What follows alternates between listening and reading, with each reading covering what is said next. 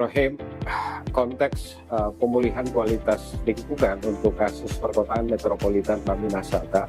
Sebelum lebih jauh saya menjelaskan, perlu dicermati bahwa metropolitan Maminasata itu terdiri atas beberapa kota penunjang dan Makassar sebagai prefer city.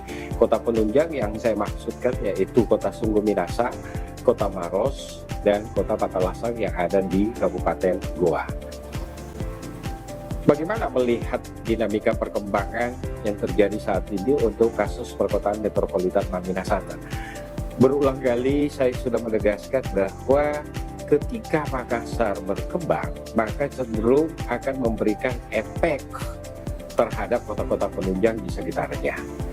Teori sudah menegaskan bahwa tidak hanya berdampak pada sistem transportasi, tapi juga mengurangi produktivitas lahan pertanian produktif. Indikasi ini bisa kita cermati atau bisa kita amati dengan banyaknya berkembang daerah-daerah permukiman baru di daerah pinggiran, dan kecenderungannya kemudian berkembang ke arah permukiman skala besar. Nah, biasanya kota-kota seperti ini punya kecenderungan untuk melakukan reklamasi lahan. Begitu juga pada kasus atau konteks metropolitan Maminasata. Karena rata-rata diindikasikan lahannya itu relatif datar dan awalnya juga merupakan daerah pertanian produktif, dalam hal ini sawah yang disulap menjadi area permukiman baru, termasuk untuk penempatan alokasi berbagai aktivitas, mulai dari fungsi komersil, fungsi industri, pendidikan tinggi, dan seterusnya. Ini luar biasa karena dia akan memberikan efek pada alih fungsi guna lahan, termasuk mengurangi produktivitas lahan pertanian yang ada di daerah pinggiran yang berbatasan langsung dengan kota-kota penunjang di sekitar kota Makassar.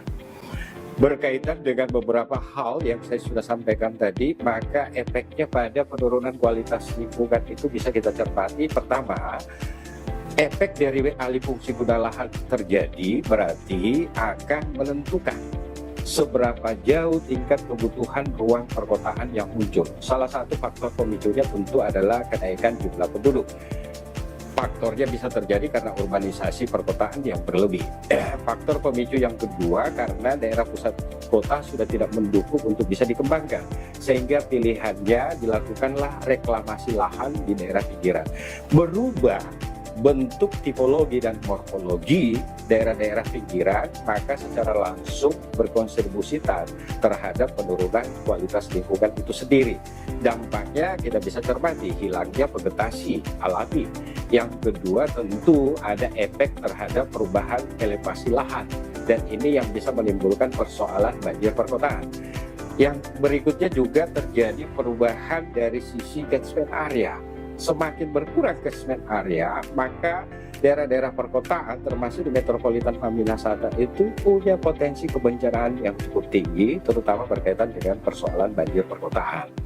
Yang ketiga, ini yang tidak diimbangi bahwa ketika lahan baru dibuka untuk daerah permukiman baru, tidak disertakan dengan pemenuhan ruang terbuka hijau yang memenuhi standar.